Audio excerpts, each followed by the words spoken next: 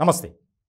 తెలంగాణలో అవినీతి నిరోధక శాఖ ఏసీబీ ఏ రకంగా అవినీతి అధికారుల భరతం పడుతుందో మనం చూస్తూనే ఉన్నాం. ముఖ్యంగా రెవెన్యూ అధికారులు, అలాగే పోలీస్ డిపార్ట్మెంట్లో కానిస్టేబుల్ స్థాయి నుంచి సిఐ డిఎస్పీ స్థాయి వరకు అడ్డంగా బుక్ అయిపోతున్నారు. ఏదైనా పని జరగాలంటే ఖచ్చితంగా వారికి డబ్బు ఇవ్వాల్సిందే. ఈ రకమైనటువంటి మ్యాండేటరీ కింద తయారు చేసేసారు కొంతమంది లంచాధికారులు. ఇలాంటి సందర్భంలో ఈ 100 రోజుల్లో 55 కేసులు నమోదు, అంటే 55 కూడా రెడ్ హ్యాండెడ్గా పట్టుబడిన వారి సంఖ్య.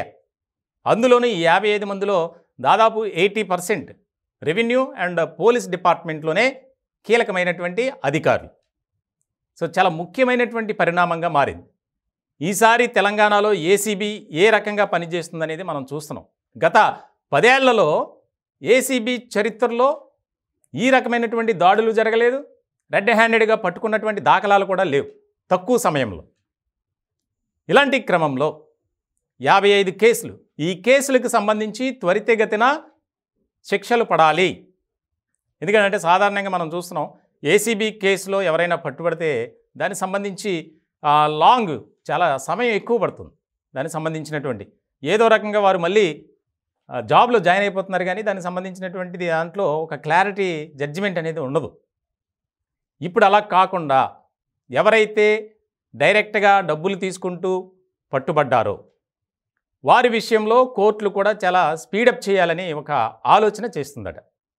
దీనికి సంబంధించి తెలంగాణ వ్యాప్తంగా ఇప్పటికే ముఖ్యమంత్రి రేవంత్ రెడ్డి చాలా కీలకమైనటువంటి ఆదేశాలు జారీ చేశారు. అటు అధికారులకు, ముఖ్యంగా పబ్లిక్ కూడా. ఎవరైనా మిమ్మల్ని ఏదైనా పని నిమిత్తం అధికారులు కానీ ఆయా కార్యాలయాల సిబ్బంది లంచం డిమాండ్ చేస్తే మీరు వెంటనే రెస్పాండ్ అవ్వండి, ఏసీబీ అధికారులకు సమాచారం ఇవ్వండి అని. ఇలాంటి సందర్భంలో తాజాగా మనం చూసాం. ఒక్క రోజులోనే ఇటీవల 3 అధికారులు, డ్రగ్ ఇన్స్పెక్టర్, డిపో మేనేజరు, ఒక మహిళా ఎస్ఐ.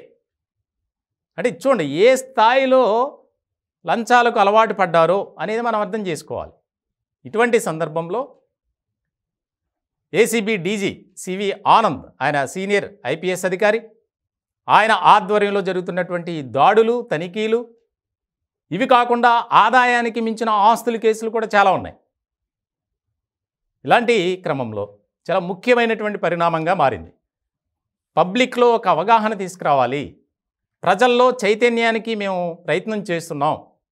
ఏ ఒక్క పని నిమిత్తమైనా ఎవరైనా డబ్బులు అడిగితే మాత్రం మాకు సమాచారం ఇవ్వండి అని చెప్పి ఇప్పటికీ అధికారులు ప్రజల్ని హెచ్చరిస్తున్నారు, ఆదేశిస్తున్నారు, అలాగే వారికి సూచిస్తున్నారు. మీరు ఎవరికి భయపడాల్సిన అవసరం లేదు, మీ వివరాలు మేము గోప్యంగా ఉంచుతాం. దానికి సంబంధించి టోల్ ఫ్రీ నెంబర్ 1064, ఇది ఎప్పుడు నిరంతరాయంగా 24 అవర్స్ మీరు కాల్ చేయొచ్చు, మా సిబ్బంది అందుబాటులో ఉంటారు అనేది ఒక క్లారిటీ ఇచ్చారు. అలాగే వాట్సాప్కి కూడా ఆ వివరాలను కూడా పంపొచ్చు అనేది అధికారులు చెప్తున్నారు. ఆ నెంబర్ 9440446106. మళ్ళీ నెంబర్ చెప్తున్నాను వాట్సాప్ సంబంధించి. ఇది ఏసీబీ 9440446106.